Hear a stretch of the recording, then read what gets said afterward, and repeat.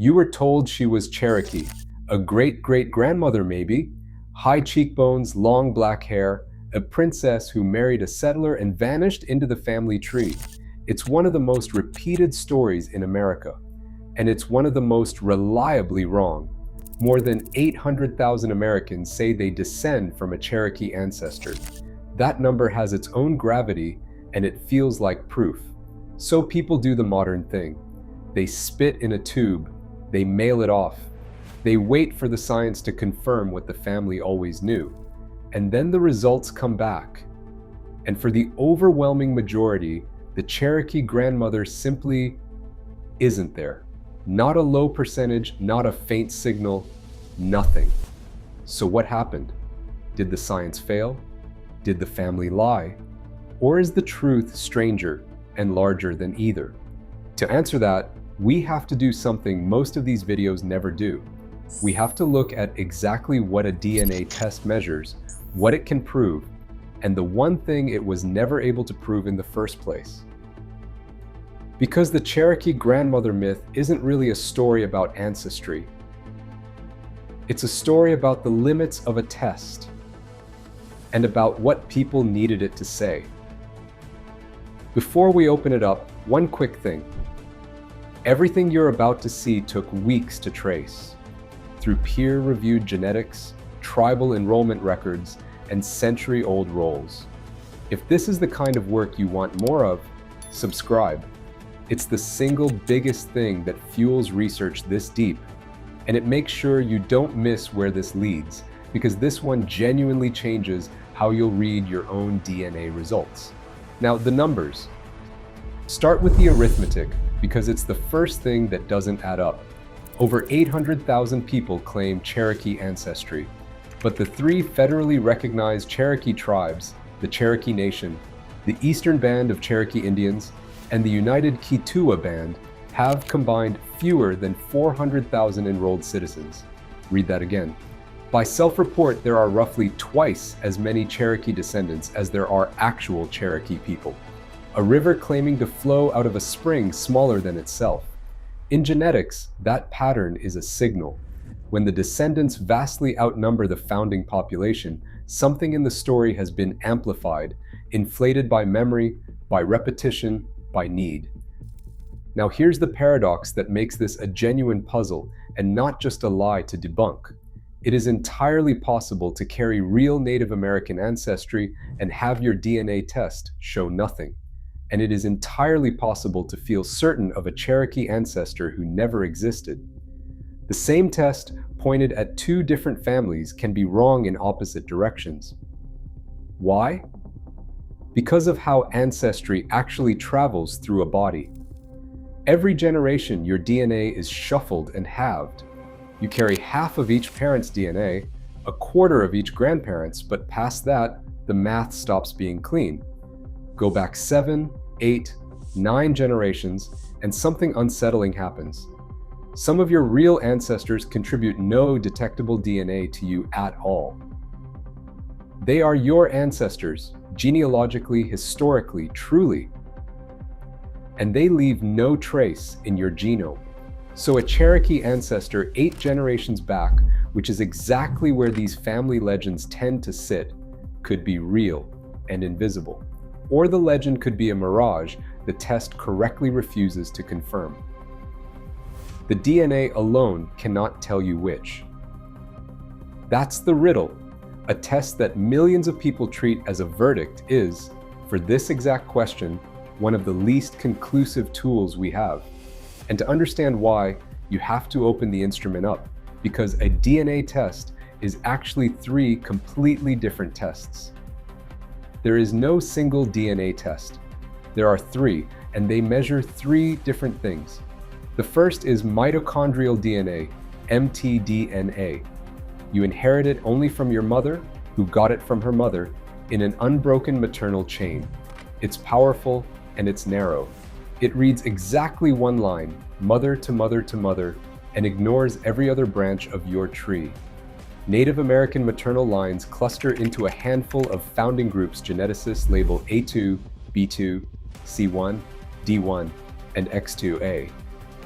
If you carry one, it means a single maternal ancestor, deep in time, descended from the first peoples of the Americas.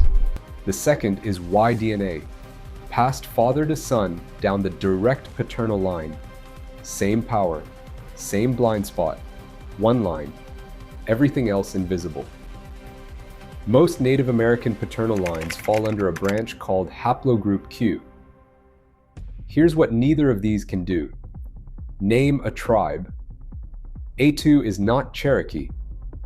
Haplogroup Q is not Cherokee. These markers are continental and ancient. They can tell you that a single ancestral line touched the indigenous Americas, but not that it touched the Cherokee, because these founding lineages are shared across peoples from the Arctic to the Andes. And it runs deeper still. A study by Bolnick and colleagues looked directly at native populations of eastern North America and found something striking.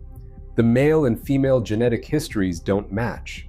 Cherokee maternal lines look different from their northeastern neighbors, while Cherokee paternal lines showed broader ties to Muskegean-speaking peoples of the southeast. The genetics themselves record migration, intermarriage, and mixing, not a clean, unique Cherokee fingerprint. There is no barcode to scan.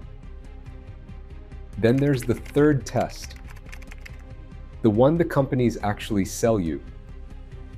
Autosomal DNA.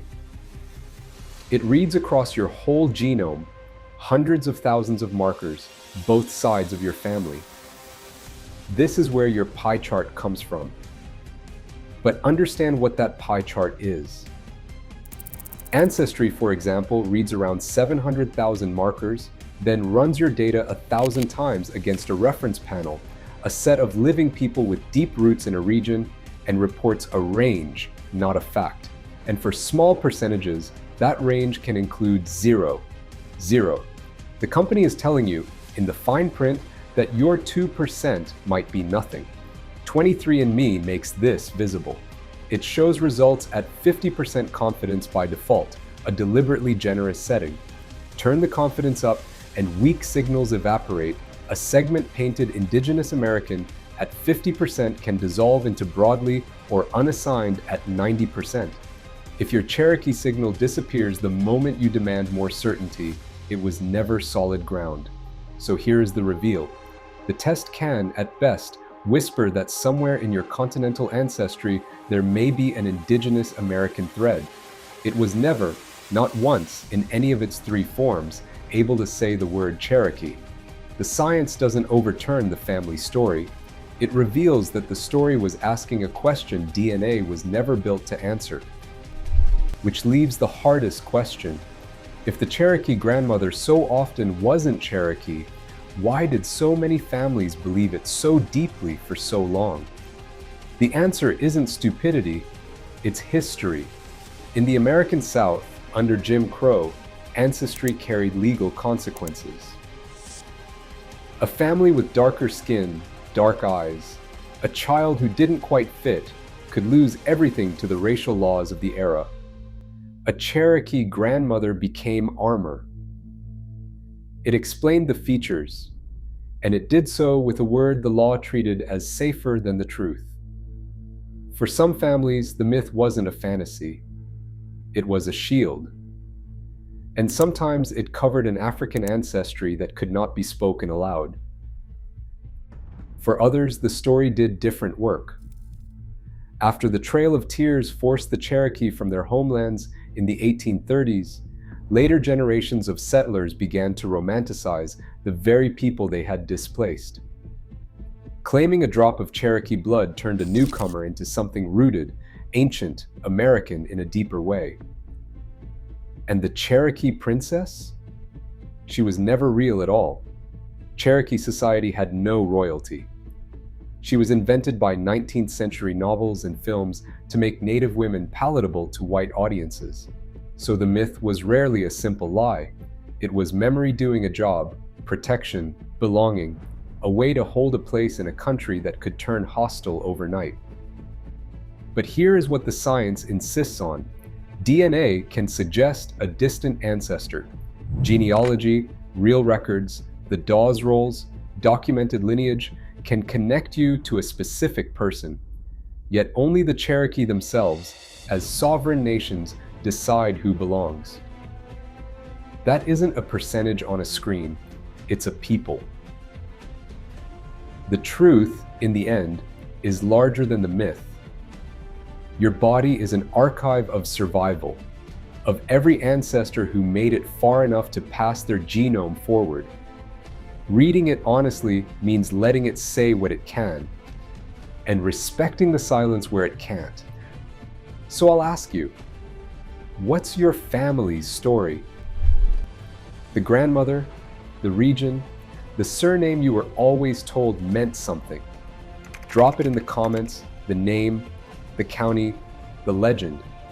Everyone you share helps map how these myths travel, and it shapes the next investigation.